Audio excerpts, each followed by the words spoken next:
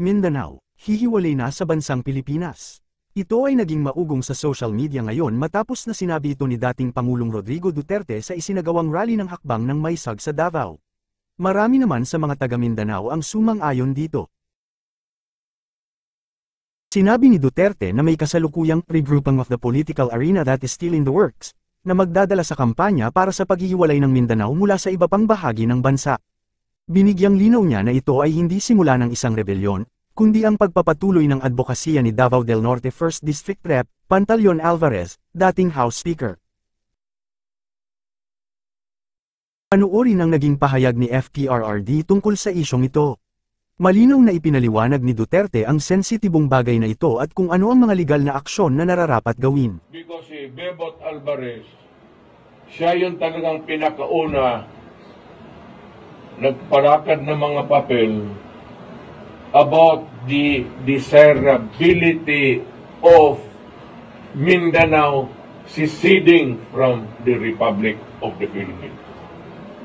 Siya yun ang una talaga ako. Kaya ko siya nilagay dyan so that we can pursue because by this time he would know the verbicals. It would not be, hindi naman rebellion, hindi yan sedition. There's a process in that. I think before the UN where you would gather signatures from all sorts in Mindanao, pirma, verified under oath in the presence of so many people, decide that we want a separate. Kaya kung ganon lang naman kayo dyan sa Luzon, pati sa Visayas, bahala kayo. Lahat, nandito man sa atin lahat. We all give our resources to them. Wala man ang Samar, ang Cebu, wala man ang padala sa atin ng gagawin. Tayo man ang Mindanao is rich.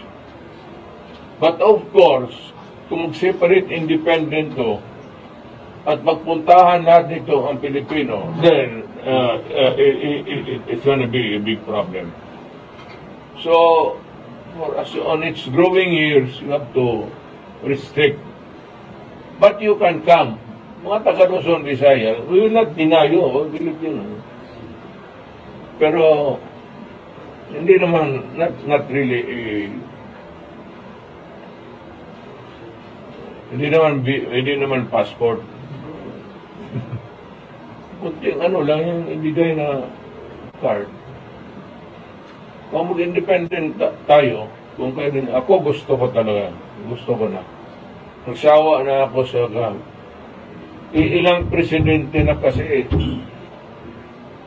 from one glory.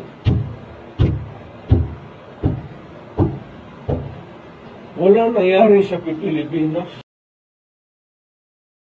Anong sa inyo dito mga kabayan? Maaaring magbigay ng comment below.